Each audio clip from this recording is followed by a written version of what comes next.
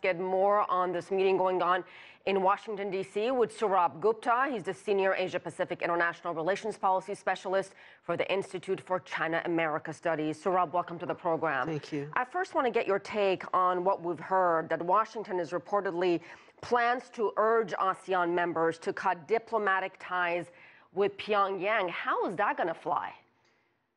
It's going to be a tricky question because they do understand that the events on the peninsula have been spiraling out of control, and that the United States has been putting a lot of pressure on ASEAN to snap these links.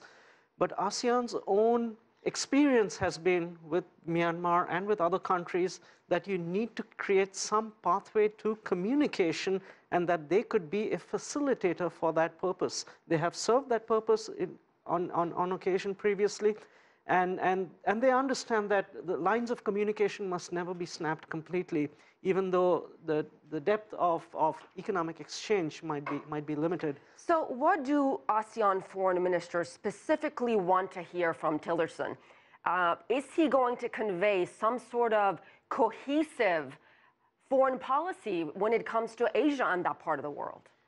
They have not really had any opportunity, apart from Vice President Pence being down in Indonesia, to hear what the United States plans are for ASEAN. It's a very important part of the world, and there has been a complete vacuum in terms of US communication to ASEAN. On top of that, there has also been this problem that the United States, particularly President Trump, when he campaigned, he gave a sense that the alliances were shifting, that he had a shifty attitude towards alliances.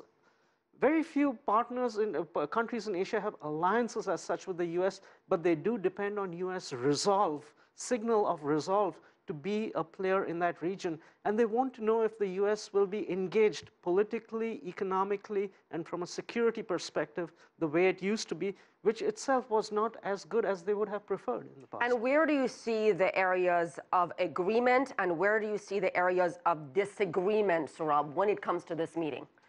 When we talk about agreement, let's talk in terms in terms of disagreement. Okay.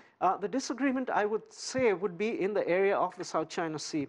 The ASEAN countries have turned the page and opened a new chapter with China. The United States has not followed that path. They would like to see tensions reduced because they are having a more harmonized schedule of engagements with China, which is throwing up rewards in terms of a framework for a code of conduct, in terms of code for unplanned encounters at sea, hotlines, etc. So on that area, they would prefer the US to come on to support ASEAN rather than take positions which are contrary to where China and ASEAN is.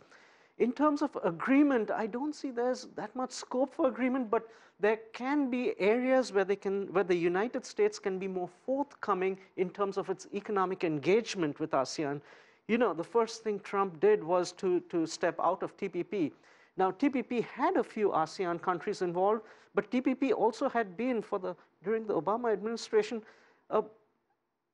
a basis where it did not engage many of those other countries. Well, let me quickly follow up on TPP. With TPP gone, what will it mean for China?